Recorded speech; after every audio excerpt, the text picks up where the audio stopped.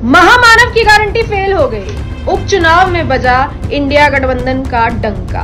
13 सीटों पर उपचुनाव हुआ, जिसमें से 10 सीटों पर इंडिया गठबंधन जीत चुकी है और मात्र 2 सीटों पर भाजपा ने जीता है और 1 सीट अदर्स में गई है। अंधभक्तों को डिप्रेशन की गोलियां। मुझे अच्छा नहीं लग रहा है ऐसा बोलना, लेकिन सच में वो खा रहे हैं। जो कहते थे कि भारतीय जनता पार्टी से कुत्ता भी खड़ा हो जाएगा, वो जीत जाएगा, तो पूछना ये था कि ये जितने लोग जीते हैं वो कुत्तों को हरा के जीते हैं या फिर इंसानों को। सबने मिलकर मेहनत की है, सबकी मेहनत, सबके जज्बे को सलाम। हमारे नेता आदरणीय राहुल गांधी जी ने हमेशा कहा है, डरो मत, डराओ मत। और सारे कांग्रेस के कार्यकर्ता, इंडिया गठबंधन के कार्यकर्ता बब्बर शेर की तरह लड़े हैं और इस बार इतना अच्छा रिजल्ट सामने आया है।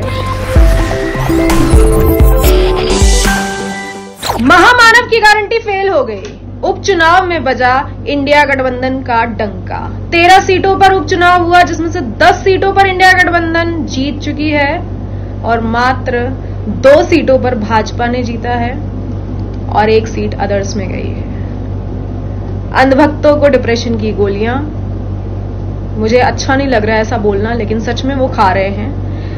वो 10 सीटें जहां पे इंडिया गठबंधन ने जीत हासिल की है, मैं उन सब का पहले नाम बताना चाहूंगी, जिसमें से हिमाचल प्रदेश की डेरा है, नालागढ़ है, उत्तराखंड की बद्रीनाथ, मंगलौर। बद्रीनाथ एक बहुत बड़ी सीट है अयोध्या के बाद, क्योंकि बद्रीनाथ पर भी भाजपा को बहुत ज्यादा श्योरिटी थी। तमिलनाडु की विक्रावंदी सीट, पंजाब की जालंधर वेस्ट, वेस्ट बंगाल की रायगंज, रानाघाट दक्षिण, बागड़ा, मानिकतला।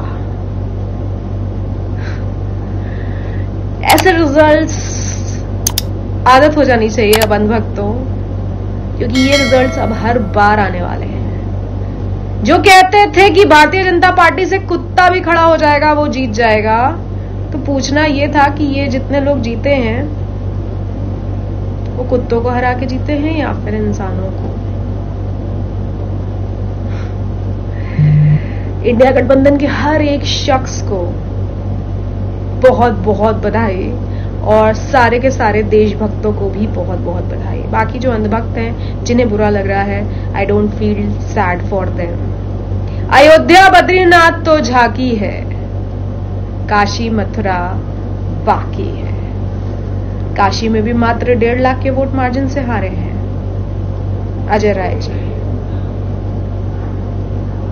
और हमारे देश के प्रधानमंत्री नरेंद्र दामोदर दास मोदी जी सिर्फ 1.5 लाख वोट से जीते हैं। जहां राहुल गांधी जी रायबरेली से 4.5 लाख वोट के मार्जिन से जीते हैं, वायनाड से 4 लाख के वोट मार्जिन से जीते हैं, वहीं देश के प्रधानमंत्री जहां सबसे ज्यादा गर्व करते थे, यानी कि उनका संसदीय क्षेत्र बनारस, जहां की मैं रहने वाली हूं, वहां 8 विधायक, 3 मंत्री, 1 मेयर, सबके सब भारतीय जनता पार्टी के। उसके बाद भी मोदी जी मात्र 1.5 लाख के वोट मार्जिन से जीते हैं।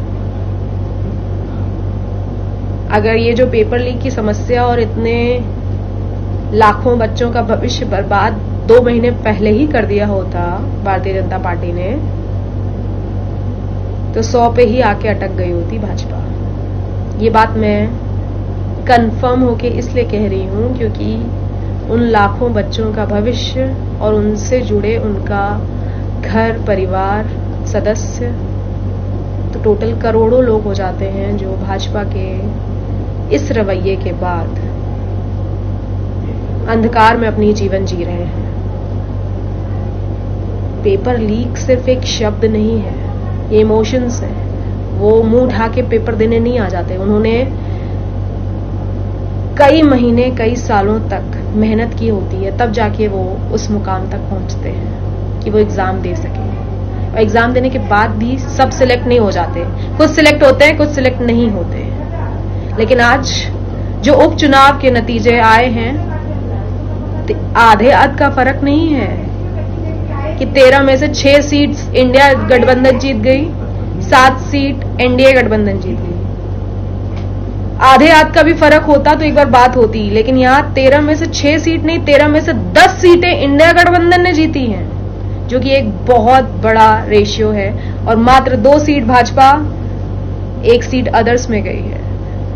तो बहुत बहुत बधाई सभी इंडिया गठबंधन वालों को और सभी देशभक्तों को, क्योंकि सबने मिलकर मेहनत की है। सबकी मेहनत, सबके जज्बे को सलाम। हमारे नेता आदरणीय राहुल गांधी जी ने हमेशा कहा है, डरो मत, डराओ मत। और सारे कांग्रेस के कार्यकर्ता, इंडिया गठबंधन के कार्यकर्ता बब्बर शेर की तरह लड़े हैं और इस बार इतना अच्छा रिजल्ट सामने आया है। लोकसभा चुनाव में रिजल्ट सामने आने के बाद लोगों में खुशी की लहर थी ही, और इस बार उपचुनाव के रिजल्ट सामने आते ही हर जगह अयोध्या बद्रीनाथ तो अभी झांकी है, काशी मथुरा अभी बाकी है के नारे लगने शुरू हो गए हैं। चित्रकूट हो चाहे प्रयागराज हो, सनातन धर्म के नाम पर वोट मांगते थे भारतीय जनता पार्टी वाले। सनातन धर्म भी अब कह रहा है कि इंडिया गठबंधन के अलावा सनातन धर्म को किसी ने नहीं पूछा। सिर्फ अपने पॉलिटिकल एजेंडे के लिए सनातन धर्म को पूछने वाले और सनातन धर्म का प्रोपेगेंडा चलाने वाले भारतीय जनता पार्टी को उनकी असलियत सामने आ चुकी है। जनता समझ चुकी है। खासकर ग्रामीण इलाकों में भाजपा के लिए जो नफरत है जनता की, वो सामने आ रही है। शहर के लोगों को अभी थोड़ा समय लग रहा है, जबकि शहर के लोग बोला जाता है कि ज्यादा पढ़े लिखे होते हैं, लेकिन ज्यादा पढ़े लिखे होने के बावजूद भी उन्हें समय लग रहा है भारतीय जनता पार्टी की सच्चाई समझने में। ग्रामीण इलाके समझ चुके हैं भारतीय जनता पार्टी के छल को, उनके छलावे को, उनके जुमलों को। आज के उपचुनाव का रिजल्ट आप सबको कैसा लगा? कमेंट बॉक्स में मुझे जवाब जरूर दीजिएगा। Jai Hind, Jai Bharat. Many many congratulations to each and everyone once again. Thank you so much.